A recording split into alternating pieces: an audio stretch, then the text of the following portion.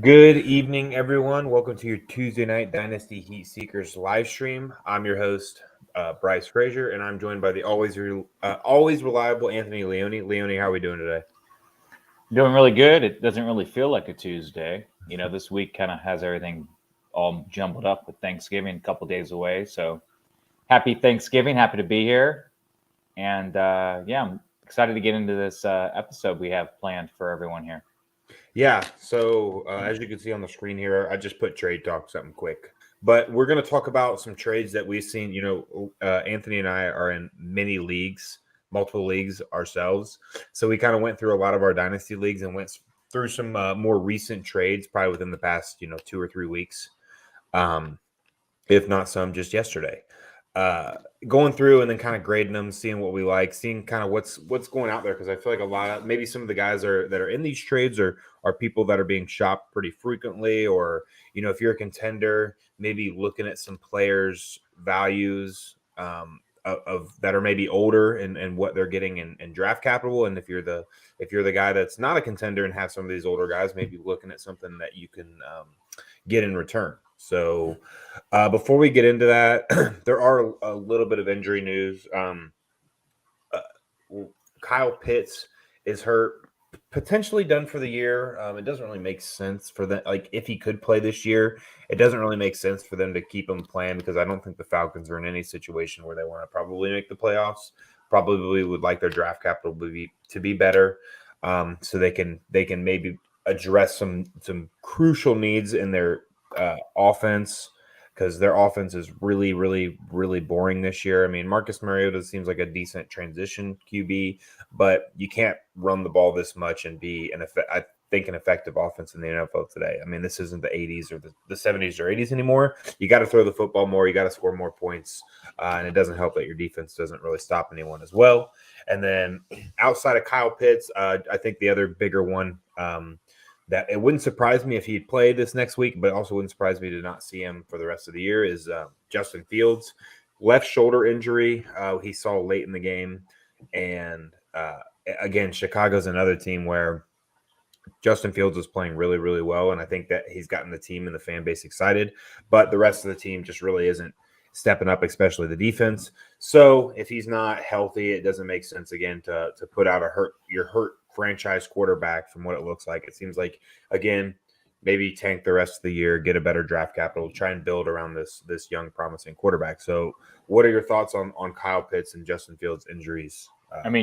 I agree with you. I don't see any reason putting these guys out there. I have a friend who's a Bears fan, and he was saying, "Oh no, they should. If Fields can play, they need to work on his passing and this and that." I'm thinking, no, I disagree. I mean, he can work on his passing when he's healthy.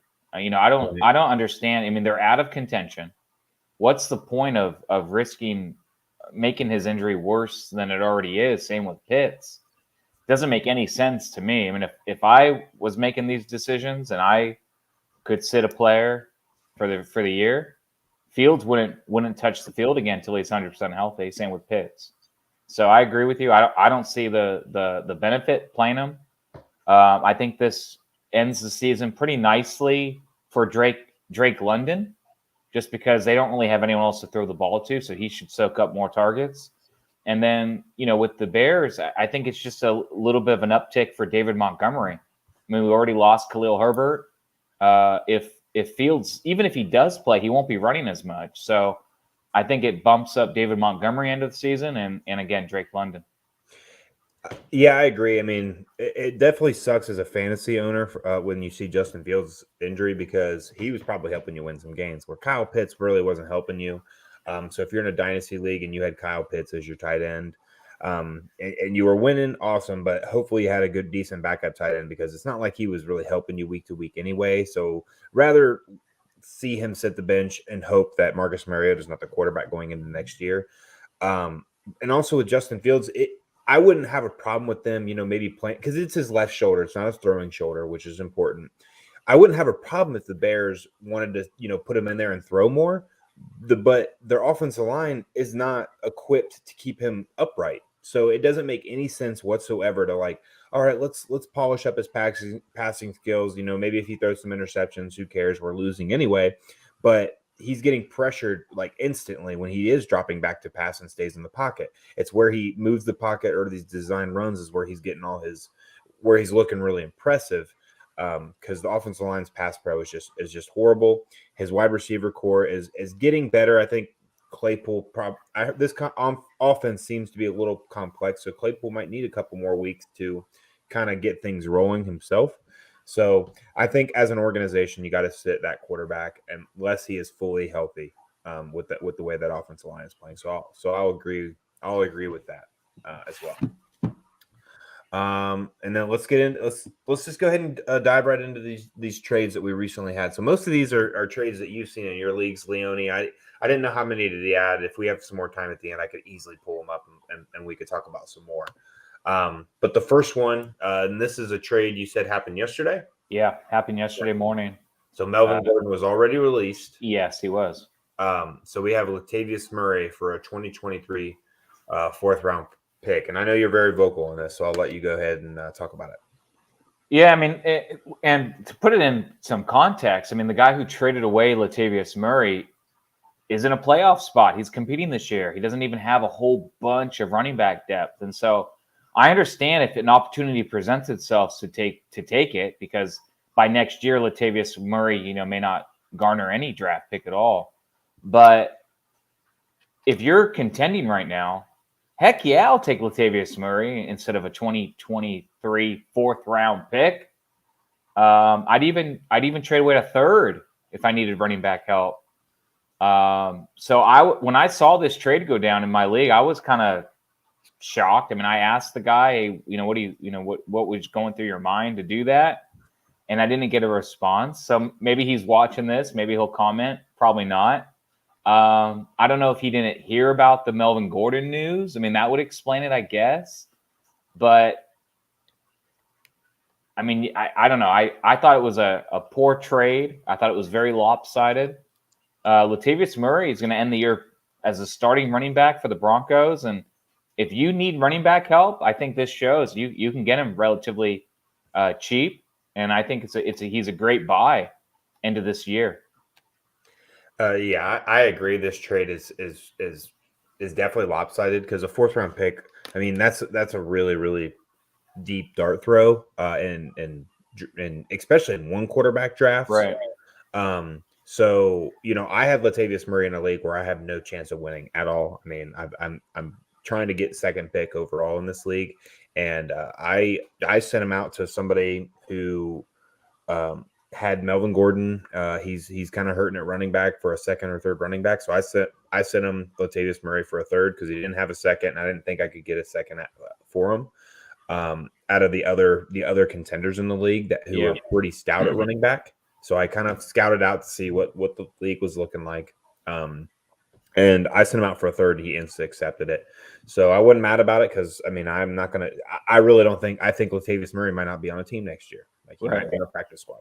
So I got value for it, and I think he did too because it gives him a starting running back that I think has a nice, potentially like a 8 to 10 point floor every week, and then it seems like he finds the end zone. So he's been pretty decent this year for a guy that wasn't – I don't even think he was on a roster when the year started. If he was, it was a practice squad. So right. I think this out of all the trades is probably the most lopsided, and it's still nothing like – that's not even close to collusion or anything like that. So no, it's just a bad trade. Yeah. It's just a bad trade. And it happens. This one was like, I'm like, oh, well, you're just trading a bunch of crazy assets. And I think this is a trade you made, right? Yeah. So I got this. I think it was a week ago today. I think it was during our stream or right before or right after. No, it wasn't because we were off last week. You messaged me. Yeah, but you messaged me like that day or the next day. Yeah, it was right after. I think it might have been right after one of our streams, or it was recently within the last week or two. Yeah, we didn't go last week because I couldn't be here, and we didn't have anyone to fill in. Yeah, but I mean, I just got this out of the blue. I mean, Traquan Smith is like on my roster. Like, I guess I mean. You know what I mean? He's one of those guys where it's like you never start him. He's just kind of there, like, really deep bench. And so as soon as I got this offer, normally when I get a trade offer, I'll try to counter and But for something like this, I thought, man, there's no one's going to want Traquan Smith. I didn't even really know I even had him on my roster. So this was an instant accept for me. It's 4th and 5th round pick, so it's shot in the darks anyway. But with these deep rosters and taxi squad, I mean, I'll throw a couple guys on there for a couple years. I free up a bench spot, so yeah, I was really happy with it. I don't really understand why they wanted Traquan Smith. I mean, I get they don't have as many passing options there anymore based on the injuries. But still, I mean, yeah, I was happy to get Traquan Smith here. I don't. Maybe I made the wrong decision, Bryce. What do you think? Wait, you got no. I got the picks. I was happy to get the picks for Traquan. Yeah, you messaged me, and I think my answer stays the same. Even last week, it's like I'd rather throw darts at this point. Like, what is Traquan Smith? Like, honestly, if he was on my roster, and it's harder later in the season, but we're earlier in the season, and I see that there's like a waiver wire guy to add, and like the rest of my roster is not god awful. This be a guy I considered dropping if my roster was full. Right. A guy that I thought looked good week 1 or 2 or something like that. So yeah, give me the 4th and 5th round pick. I mean, who are some guys? I'm just trying to think of some guys that we were seeing go in the 4th or 5th round and some recent or this past year's dynasty startups. And I think Romeo Doubs was a guy that I think was going around that time. We saw Tyquan Thornton going that late. I think Alec Pierce might have been more of a 3rd round pick, but still, I mean, those are guys that, they're dart throws, and more often than not, you're gonna miss in these 4th and 5th round picks, but sometimes you're hitting. So yeah, you might as well take that opportunity because Traquan Smith's been in the league long enough to know that he is not going to just emerge at this point. So he's irrelevant on your lineup. So go ahead and take the late picks. And before we get to this next one, guys, I see you asking questions in the chat. We're going to mow through all these trades that we already have up here, guys, and we'll get to your questions after we go through our stuff. So stay in here, and we'll comment on these trades and these questions, guys. All right, 1 QB, 12 team PPR, Gabe Davis for Jameson Williams. So I'll go first on this one. This one for me was a little bit harder because you have like the inconsistent Gabriel Davis for the unknown Jameson Williams. And I think that I will still take Jameson Williams. I would, if at the beginning of the draft, if I was in the draft and I had one of the first 5 picks, probably mid first round this past year, if someone offered me Gabe Davis for that pick, I would have said no. And I think for that pick, Jameson Williams could have fell in that range. I think Gabe Davis is more of like a low wide receiver 2 to like a really solid flex option or high wide receiver 3, depending on how many wide receivers you start in your league. Where Jameson Williams has a higher ceiling than that, where he potentially could be a wide receiver 1. And it wouldn't surprise me to see him like still in this Gabe Davis range if he doesn't reach that ceiling. So I'll take that little bit of I'll take that upside. And I think that your risk still is really low because I don't think Jameson Williams will just be I really don't think he'll be a bust because I think he has the skill set to be a good wide receiver, just needs to polish up some route running, which is the only thing that I thought coming out of college that he lacked in. He relied more on his speed than his route running. But I think that is just something that players can work on rather than it's just like they're just naturally not a good route runner. They just rely on what their skill set as a like a speed demon. So what were your thoughts on this trade? Yeah, so this was actually my trade. So I sent this to my league mate. I had Gabe Davis, and like you said, I was really displeased with his inconsistency. I never felt confident starting him because, yeah, he might put up a huge game with 2-3 touchdowns, but he might also just put up a game where he only catches the ball a couple times, doesn't score, and then you're just sitting there with 3 fantasy points, and it just kills your week. Yeah. So I figured, well, Jameson Williams at worst is going to be very similar to Gabe Davis. Inconsistent, big playability, might get a huge touchdown here and there, but upside wise, I mean, he could be much better. He could be way more consistent.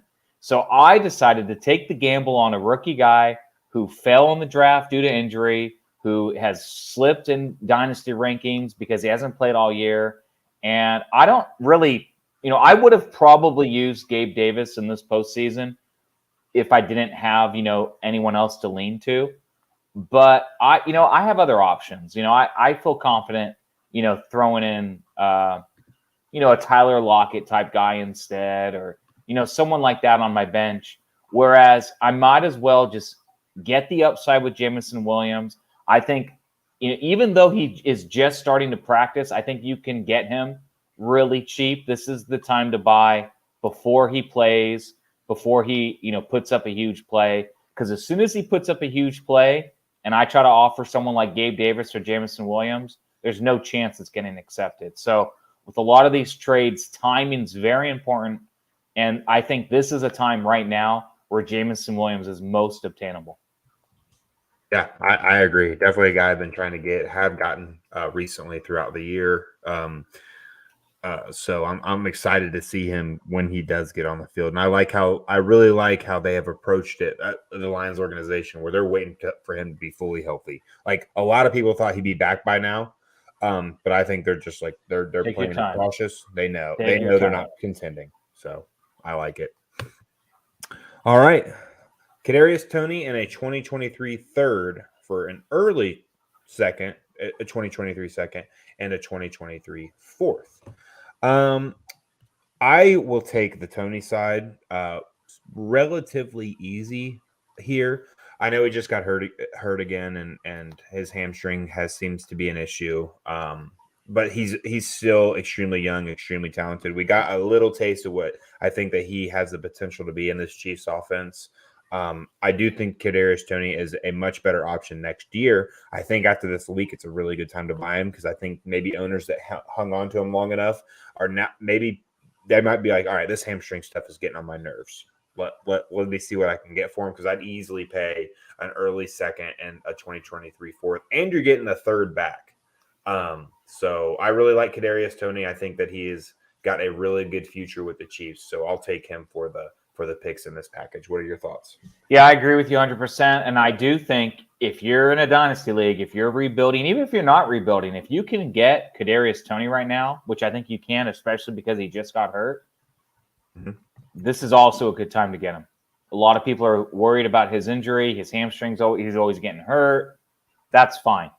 Sometimes athletes just have a bad go to start their career, and it becomes a thing of the past. And so, yeah, he could start next year very strong. I think this is a very good time to buy him at this time. So I agree with you 100%. Oh, whoops. Sorry. Trying to do a little ticker here. There we go. So we don't have to answer it all the time. There we go. All right. Next one.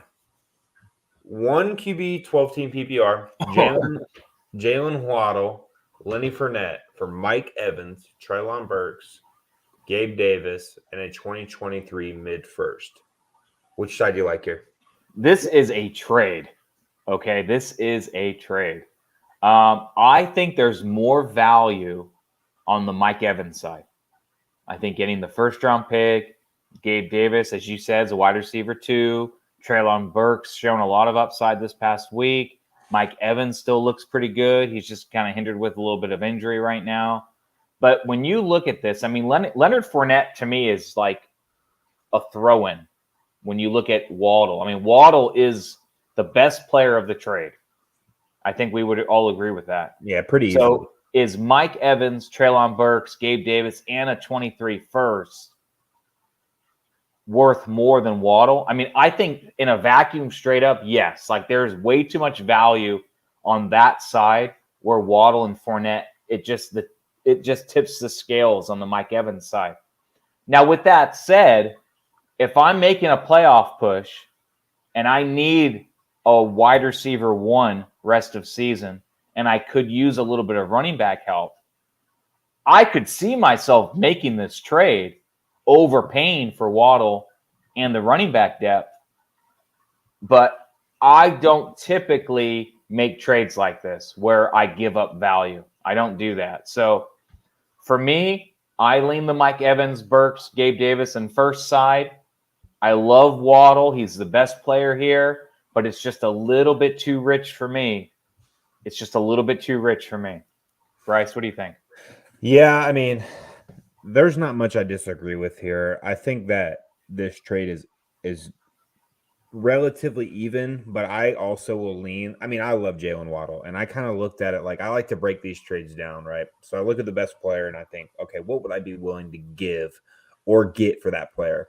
And I think Mike Evans, Treylon Burks, and a first for Jalen Waddle is pretty close. Like I think you could flip a coin on that. And then it gets down to like Gabe Davis versus Leonard Fournette, and I'd rather have Gabe Davis in a dynasty format. Because Leonard Fournette looks like he's losing his job. Like I don't think he looks much better. I don't think he's not gonna disappear, but I think it's a split backfield now because both of those running backs, him and Rachaad White, they look the same. Like there's one's not significantly better than the other. They're both good in the pass game, and they're both running pretty much the same way. Leonard Fournette probably has a better chance of getting goal line touches if they get down there, which is good. Which gives him a little bit more of I'd prefer him a little bit more rest of the season. But I think Leonard Fournette after this year might be done. Like I really think that this is his last year being a valuable fantasy asset.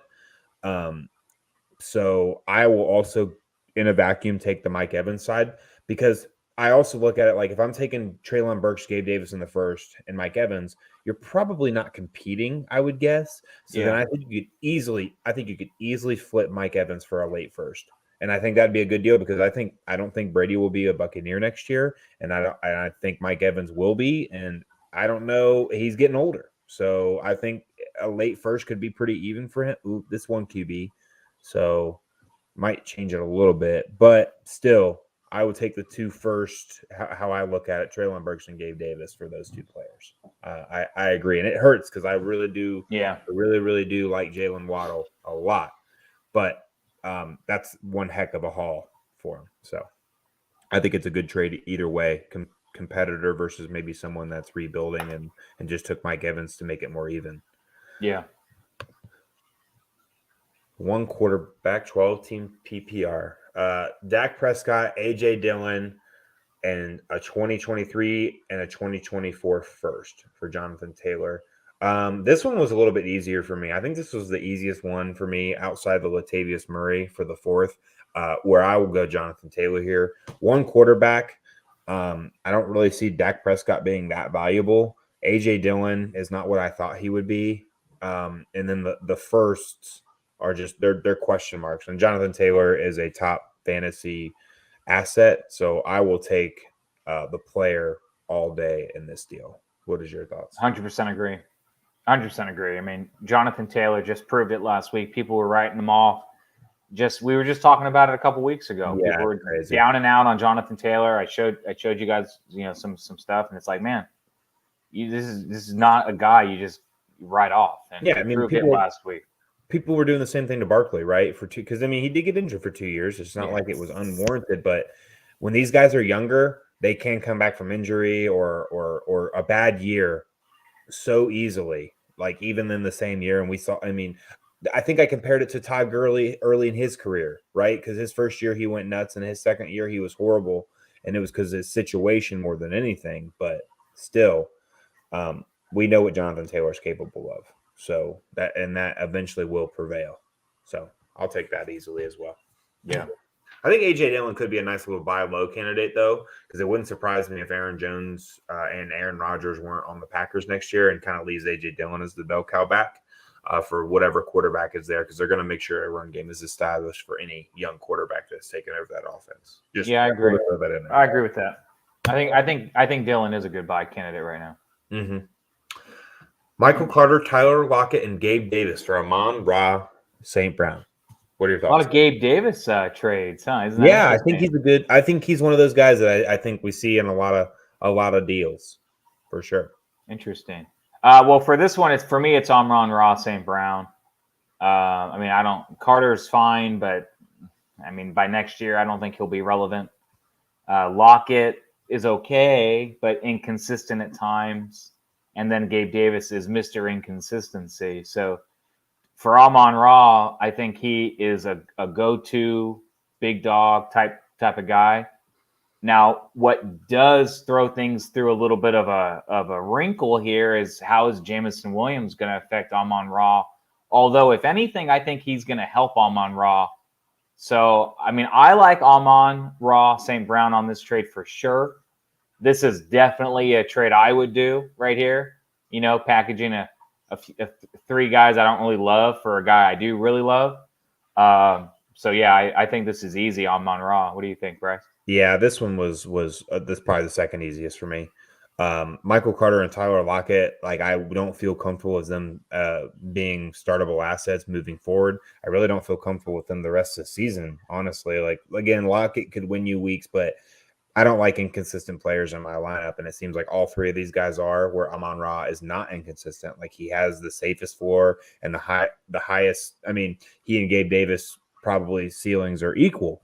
Yeah. And I agree. Amon-Ra, the thing about Amon-Ra is like people would say, and it was good you pointed that out because I was going to, it's like, is Jameson Williams going to take away from him? Amon-Ra is a true slot receiver, right? So it doesn't matter who really is lining up on the outsides unless they're demanding, unless they're so good that they're demanding 15 to 16 targets a game, which I really don't see that Jameson Williams is going to do right away.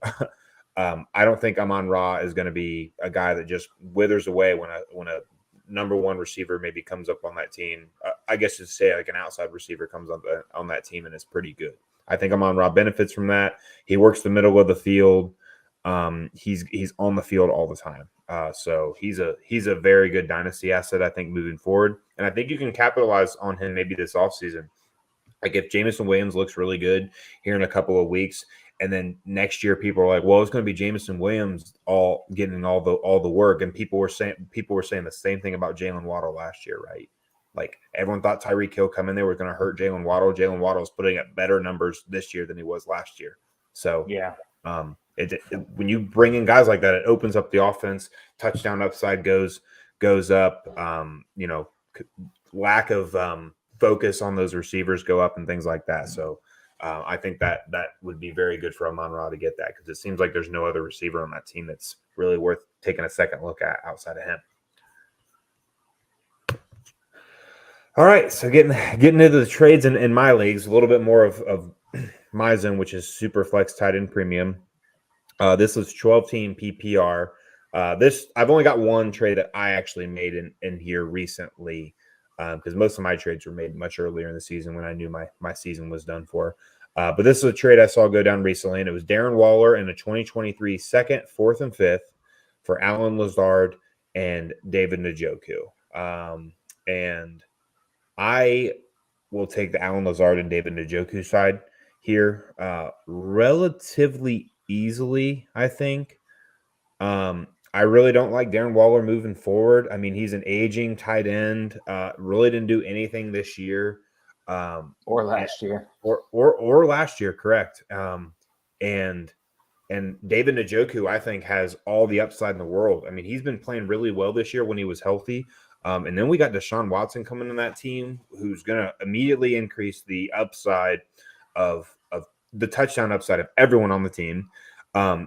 He's never really had a top tight end to throw to, so it'd be interesting to see like if David Njoku is an athletic freak. So if he can, it'd be interesting to see what Watson does with a much better tight end on his team. And then Allen Lazard is like a relatively consistent player as well. He gets decent amount of points. He gets good targets.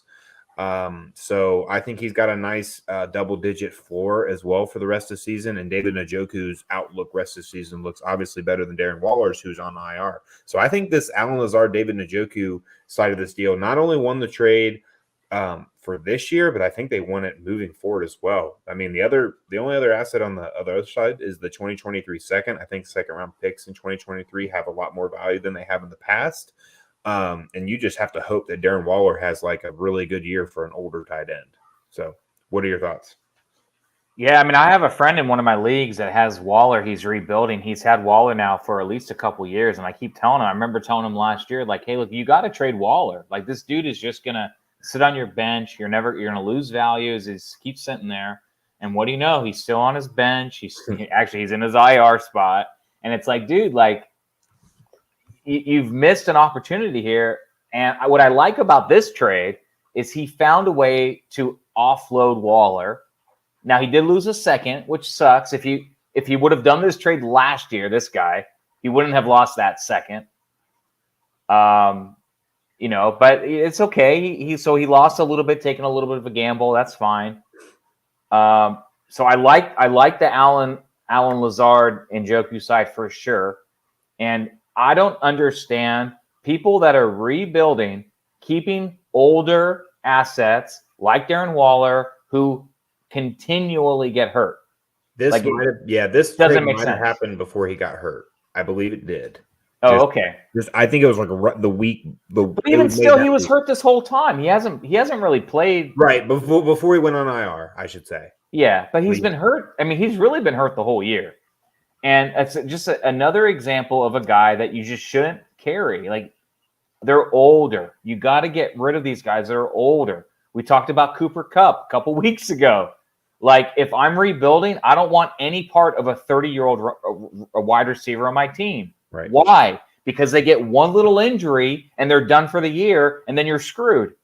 It's exactly what we talked about 2 weeks ago when people are saying, oh, you're crazy for not having Cooper Kupp so high. Get rid of these older guys because they do you no good on your dynasty team, because one little injury and their value just tanks. So if you're out there and you're rebuilding and you have Darren Waller, if you have Cooper Kupp, trade them now. The sooner you trade them, the better. So I do like this trade. It sucks he had to lose the second, but he still got Lazard, and Njoku's going to make a good playoff push, I think. So I like the trade, and I like that side of it for sure. Yep, I agree. Okay, so this trade was made, I think, last week in a league, and obviously this is your guy that's out of the playoffs and the guy that's going to be in the playoffs, and it was a 2023 first and a 2024 first for Devante Adams. And I think this trade's just even. Like, Devante Adams has been playing really, really well lately. The guy who acquired Devante Adams has a very legit shot of being the champion at the end of the year, and that's the goal, right? I mean, if he wins this year, the money payout for that pays for 5 or 6 years in advance. And in all reality, that's how much they'd get. And the person that made this trade isn't going to make the playoffs, and needs help. And Devante Adams' value probably goes down from here on out. So I think I like this trade for both teams. I really don't like it for the guy who got Devante Adams, because I'm also a contender in this league and it made his team better. but overall, I think it's a very, very fair trade. And I think this is a really good example of what you could be getting for guys that are playing it still at a really high level. They're older. I think Devante Adams is 30 years old, if not 20. He might be 29. And he's still pulling in multiple first-round picks in value. So I like it. I like it for both sides. What are your thoughts? Yeah, I mean, I like it more for the Adams side. If you're competing, I mean, he could definitely put you over the top. If the person who traded away Adams is competing, I think that's kind of weird. Yeah, they're definitely not. So if they're not competing. Okay, yeah. So I think this is a good example of a trade of someone who's a little bit older. I mean, literally, one little injury could knock Adams out for the rest of the season. The Raiders are out of the playoffs. There's no point in risking his health, right? So it's just another good example of a guy that if you're not competing, he's too old to roster going forward, because any little injury, you're screwed. So I in that sense, I like the trade. I like this trade. It makes sense for both owners. So I think it's a good example of what you can do if you have an aging player on your team, still has a lot of juice left. This is the time to make these sort of trades. So I do like that. Yep, I agree. All right, and I think this might be the last one. And this is the one trade that I did make. And I told you about it. We got a Bryce trade. Yep, finally. I mean, I made a lot. But we got a Bryce trade. This is a league where I'm not winning at all. I had a ton of draft capital already because I made trades early in the season because I just saw how my roster was panning out. But it's very possible that I could be in playoff contention or be very good next year because I've got 4 first-round picks. And I've got a lot of young wide receivers. Like, I've got Kyle Pitts. I've got like a bunch of rookie wide receivers, and then some. I can't remember all of them, but it's like my team's been playing well lately. Like I'm winning every other week with these guys. Justin Fields being one of them. I've got Trey Lance. I've got Deshaun Watson. These are guys I've been trading for in the offseason. I got Javonte Williams, and I've got no rush for him to get back because I've got 4 first-round picks. But I did lack running back really, really bad. And it's looking like I'm going to be able to get Bijan Robinson with my first pick. And maybe get like another running back later in the first round. But I wanted a guy that's like producing, a guy that I can more lean on moving forward. So I sent out, 2 2023 seconds. I think one was relatively early and the other one was a mid for Ramondre Stevenson. I was happy with it, especially being a Pats fan. It makes it going to make it more fun to watch next year. I think it's his backfield next year because Damian Harris will be a free agent, and I do not think they will sign him. I think they'd be more likely just to keep one of the 2 running backs or I think they only kept one, but like I'm not even sure which one it is. Wouldn't surprise me if that guy's active as the backup running back next year, along with a third down back that they either sign or draft, or one of the ones already on the roster. That's Montgomery. Who is it? Who's the guy that used to play for the Packers? I can't even think of his name now. Montgomery, I think. And then we've got Jamal Williams. No. Who are you talking about? Who is the? Ty Montgomery. Ty Montgomery. Yeah. There you go. It wouldn't be surprising if Ty Montgomery was relevant as a back out of backfield. Even though I think Ramondre's I'd be a little surprised. Plenty good enough for that. But be a little surprising. You know how they are, though. Bill Belichick just will utilize anybody and everybody. So, I was happy with it. I had a bunch of second round picks. I kind of got rid of them for a bunch of players. So I'm cool with the trade. Gives me some running back depth moving forward. So what are your thoughts on this? I think it's a great trade. I mean, the only thing that kind of concerns me is Ramondre Stevenson's kind of sneaky old. He's already 25. So it's kind of, he'll be 25 next year when you need him. Yeah, so that's the only downside to the trade. But, value-wise, it's a great trade. You can't beat 2 seconds for a starting running back in the NFL not named Latavius Murray. Come on. No, it's a great trade. I think you killed that one. Yeah, I was going to name these wide receivers I had moving forward would be like Kadarius Tony, Drake London, George Pickens, Calvin Ridley, Marquise Brown, Jamison Williams. So, a couple of those guys step up and are pretty decent next year. It could be nice. And I got 4 first-round picks, so I probably would draft another one as well. So that's great. That's a great move. Be a contender next year. Great move. I love it. Yeah. Alrighty, and that is it for our trades that we went over. We blew through that pretty quick, which is nice because I definitely am going to go to bed early tonight. I work at UPS in the morning, so peak season we go in like an hour earlier than I already was. So I get up at like 1:30 in the morning to go to work. We got a bunch of questions on the chat. Yeah, we got a decent amount. So we got one early. So CXK, thanks. I first appreciate if you're still in here, man. We appreciate you. You've been here forever. So Eric got in here real early, 12 minutes into the stream. You trading Jeff Wilson Jr. for Brandon Ayuk? Dynasty wise, I'd much rather have Ayuk. Yes, I agree. I don't think it's like a crazy amount because I think I wouldn't surprise me if Miami rocks with Jeff Wilson Jr. for next year, and maybe even the year after that. But I think I will also I will also take Brandon Ayuk. But now redraft, I'd rather have Wilson. So, and that's one of the rare times where it's like pretty easy for me. Like redraft, I'd rather have the starting running back of a good team getting used. Ayuk had 2 touchdowns last night. He caught 2 passes. Yep. Like that very easily. He didn't get 20 points. Yeah, but that very easily could have been a 4-point night. Yep. So for me, it's easily Wilson in redraft, but in Dynasty, I'm going to go with the wide receiver. Yeah, the 49ers are becoming almost like a 2 I don't really like the situation as a fantasy owner because like there's just so many mouths to feed, right? Yeah. Like Jimmy Garoppolo is probably like if you have to start him in a super flex league or something, you probably feel pretty comfortable because he has every which way of scoring a touchdown. Whether it's throwing it to all 4 of those guys, Ayuk, Kittle, Debo, or Christian McCaffrey. So I think I'll take Brandon Ayuk in a dynasty format because he's finally playing like I thought he would last year. But I agree, Jeff Wilson Jr. is the guy I want in a redraft format. Running backs are hard to come by.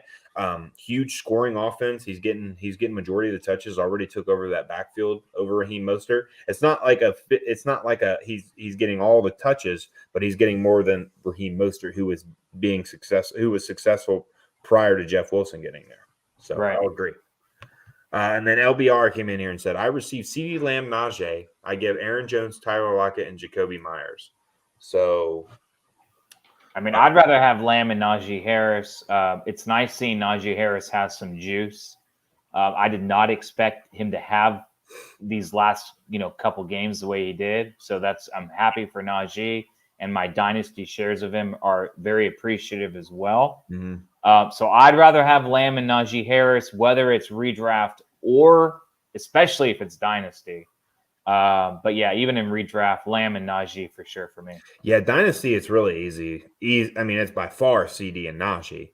I would imagine this is a redraft trade. In redraft, I'll probably take CD and Najee as well, even though I think Aaron Jones is the best redraft player in this class. I think it's Lamb.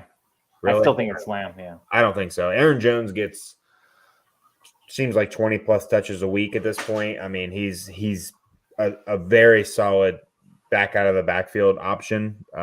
So CD's just inconsistent, where I feel like Aaron Jones has been a relatively consistent double-digit scorer throughout the year. I just traded for Aaron Jones in a like a small redraft league as well. I traded like Deebo Samuel for him. And I was happy with it because now I plug in Aaron Jones as my flex, and I still have Amon-Ra and Amari Cooper at wide receiver. So I got a trade proposed to me in one of my leagues right now. All right, let's hear it. So it matches the theme. It is a late second for Keenan Allen. No, come on. You have Keenan Allen? Yeah, of course. Are you a contender? No, but yeah, you should get a first or at least an early second. I think early seconds have this very, very, very similar value to late first this year. Like the 203 and the one, like a 12-man, the 203 and the 110, I really don't think have that much further value from what I think this draft class will look like when it's all said and done. But still, you can take advantage of that by the name value of a second being significantly lower than a first. Big Trev asks, do y'all like Rondale Moore or Jameson Williams rest of season? And how about next year, assuming full PPR? So I'll start by saying I'll take Rondale Moore rest of season. Jameson's there's just too many question marks of like, how is he going to be? Is he going to be weaned in? By the time he maybe gets to full go, it might be fantasy playoffs, but it could be like the second or third week of fantasy playoffs where you don't really feel comfortable putting him in as a starter yet. So I don't want to take any of that risk. I feel like Rondale Moore has been a very good flex option. I know I think he got hurt and fumbled this last game, which is obviously not ideal, but he's been a good flex option most weeks this year. So I'll take Rondale Moore with the security, but next year I'll take Jameson Williams pretty easily. Yeah, I agree. And if this is a dynasty question, I would just trade more for Jameson right now, if that's really your question. Yeah, because I mean, if I lost a little bit of more on the back end of this year for Jameson, I would want him for next year. Yeah, good luck. I mean, if I had Jameson Williams, I'd definitely make you pay more. But if that's an option, definitely take it. Better reclamation project for next year: Sermon, Mims, or Shenault? Yeah, this is a great question. I mean, this is one of those like end of the bench. Who do I keep? I have to cut, 2 guys or whatever. For me, it's Denzel Mims. I mean, Sermon. He was already cut from his team. At least Mims has stuck around with his team that drafted him. Shenault too is on a new team. I mean, that's kind of the only thing I have here is say, the Jets drafted him. He's still with the Jets. He has shown in the past some good games, whereas Sermon hasn't. Shenault really hasn't either. So for me, it's Mims, but I mean, at the end of the day, none of these guys are probably going to reclaim anything. But for me, it's of these three, it's Mims.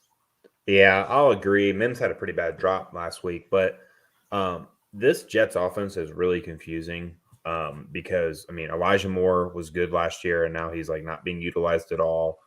Garrett Wilson, I guess, is he looks good. And then did you see the interview with Zach Wilson after the game?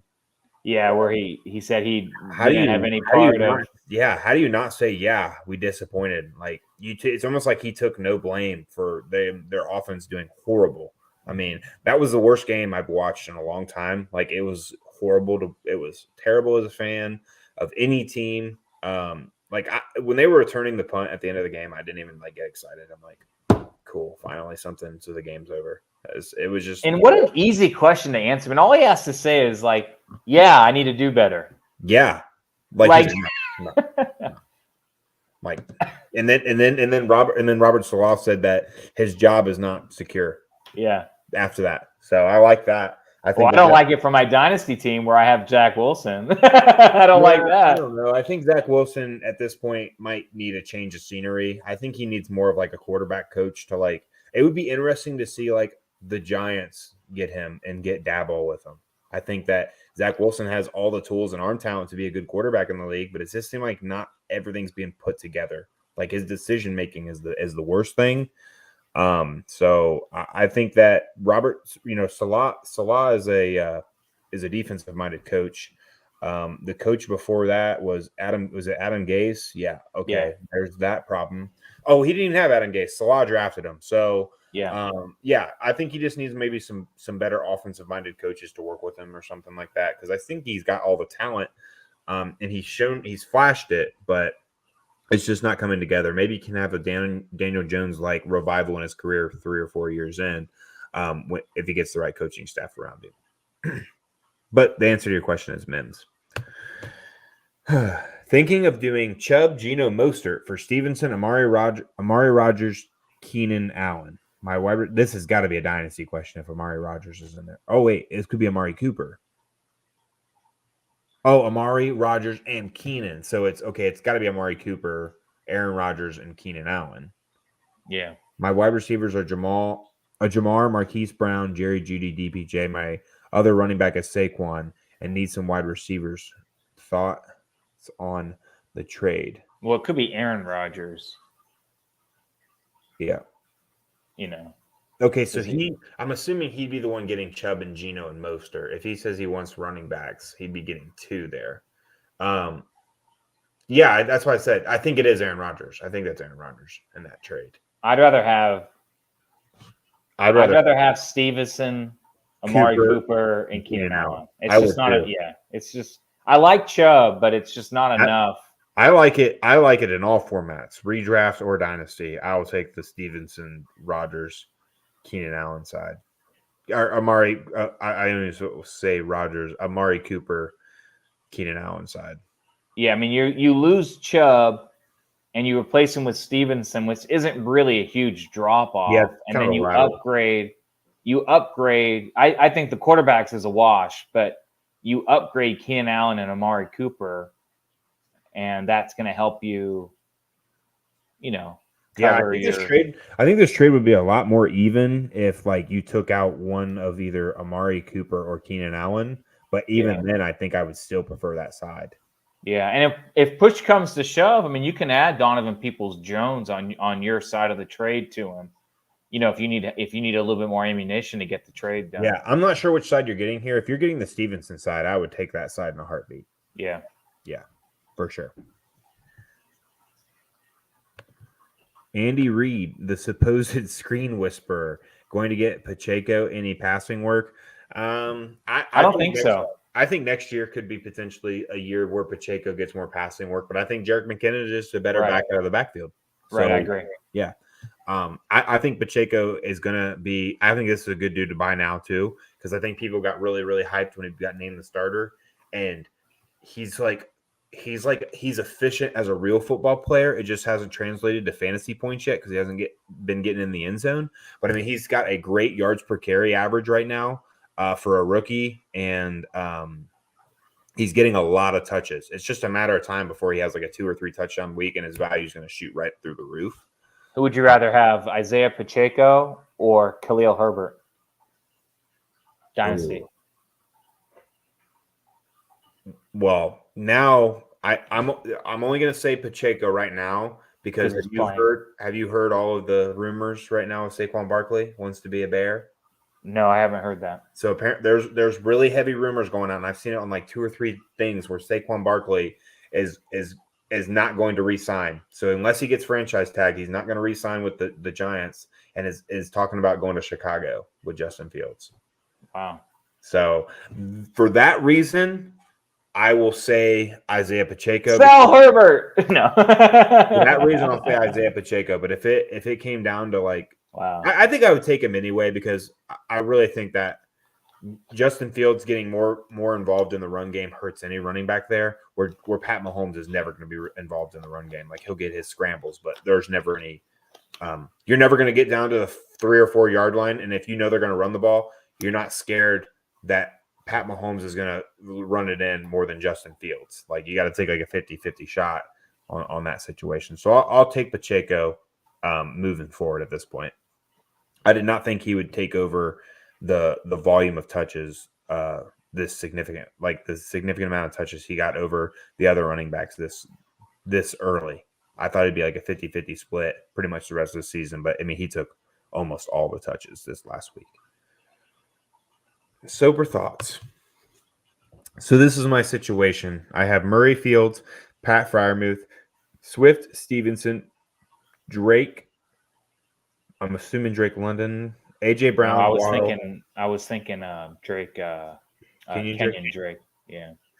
Swift, Stevenson, Drake. Okay. AJ Brown, Waddle, Chase. Jeez. And Christian Watson. I'm in 7th place, but I'm 3rd in points. Recommendations. Oh, it's a redraft. Man, that sucks. Are you okay? Well, what I would do is you need to trade for a better running back. It's what you have to do. And of all the guys you have, Chase is the only one who's really not helping you right now because he's hurt. So I hate to tell you this. What I would do is I would trade Chase to a team that's in 1st or 2nd place who can wait for Chase to come back. Now you're going to be making their team better. Chase might be coming back this week. Doesn't matter. He needs to win this week. But it does. And he needs to win this week. I do not expect Chase to play. If he does play, I do not expect him to play 100%. He already has AJ Brown, Waddle, Ayuk, or Christian Watson who can fill the void at wide receiver. What I have a trouble time thinking about is, okay, he has Stevenson, but then who else is his other running back? He can't win with DeAndre Swift. So for me, if this was my team, I would trade away Jamar Chase for an elite running back, preferably, Austin Eckler or, Saquon Barkley, Jonathan Taylor. I mean, that I think would make your team that much better, and it gives you a chance to win this week. Because if you lose one more game, you're out of it, right? I mean, you're in 7th place now. It doesn't matter if you're 3rd in points if you don't win the head-to-head matchups. And Chase, he's not playing. I don't think he's playing this week. Maybe he's limited next week. Who knows? You don't know for sure. But an injured Chase doesn't do you any good right now, in my opinion. So, Bryce, if you have a different suggestion, that's my thoughts outside looking in. That's the problem I have with this roster here. Yeah, but, I mean, the Bengals are kind of in a situation where they need to keep winning. Like, if Chase is 80%, I think he plays. I really do. They're playing against a tough Titans team. So I think this is a really, really big. And then they go to the Chiefs after that, and then they go to a Deshaun Watson-led Browns, and then to the Buccaneers. And then New England, and then the Bills, and then the Ravens. That is a tough schedule moving forward. They have got to win. They have to have their best players out there. I think if Chase can play, he's going to play. I'm going to trade AJ Brown, and I think he's going to, moving forward, if you do end up making the playoffs, you're going to need the guys that I think are going to be more consistent. Swift is a non-factor at this point. I would be packaging A.J. Brown and Swift, see if Swift's name value can still get you something. I think the Jonathan Taylor owner is probably not in the playoffs for you. I would go after that guy. I would go try and trade A.J. Brown. And and the reason why I hear you, Bryce. The reason why I can't stomach that is because if he loses A.J. Brown and Chase doesn't play this week, I mean, that puts him in a really bad spot. Waddle, Ayuk, and Christian Watson aren't that bad of a three, really. And then you got Stevenson and maybe like a top running back with him. I really don't think that's a bad. I really don't think that's a bad lineup. Like, it's not bad at all. Like, it would have surprised you if either Ayuk or Christian Watson put up more than A.J. Brown because they both put up more than him this week, right? I mean, they did. 2 catches. Yeah, but A.J. Brown is inconsistent. He's been inconsistent too. Like, he's like a top wide receiver that's inconsistent. All right, so you're saying trade A.J. Brown. I mean, maybe you could trade A.J. Brown to a team that already has like a bunch of good running backs. Maybe you could just trade A.J. Brown. I would be looking for the same guys. I think you can get the same value for Chase and A.J. Brown. Really, I don't think that's their value is super far. Oh no, I disagree with that. I think Chase has way more value. I think in a dynasty format for sure. But in a redraft. I think in a redraft. If you're saying he's not going to play, and then if you think he's not going to come back, if you can trade to a team in first or second place, and you're saying, "Hey, look, I'm going to make your team even better. You can't lose in the playoffs with Jamar Chase." I think that holds more value in the playoffs and got to go play against Jamar Chase healthy. It just unless you get lucky and he loses. And it's looking bad for Fields having him. That sucks now because Kyler Murray's hurt too. Yeah, but he should be back playing this week because he was a game time decision, so he should be at least back. And Kyler Murray is much better on the field when DeAndre Hopkins is out there. Maybe you could trade A.J. Brown straight up for like Travis Etienne and call it a day. I mean, I'd be okay with that too. Yeah, that's not bad. I mean, yeah, I'll trade Chase if like the value is there to get like a Jonathan. I really think Jonathan Taylor is going to be the guy you're going to have to. It'd be the best guy to target because whoever has Austin Eckler more than likely is like one of the top teams. I would guess the guy who has Jonathan Taylor probably isn't. So maybe you can trade Ayuk after this 2 touchdown game. Christian Watson, maybe package those 2 guys for another good running back. I mean, ultimately, you need to do that. It feels like he's getting a running back, but Swift has like no value in redraft. Yeah, I mean, you can try to do that.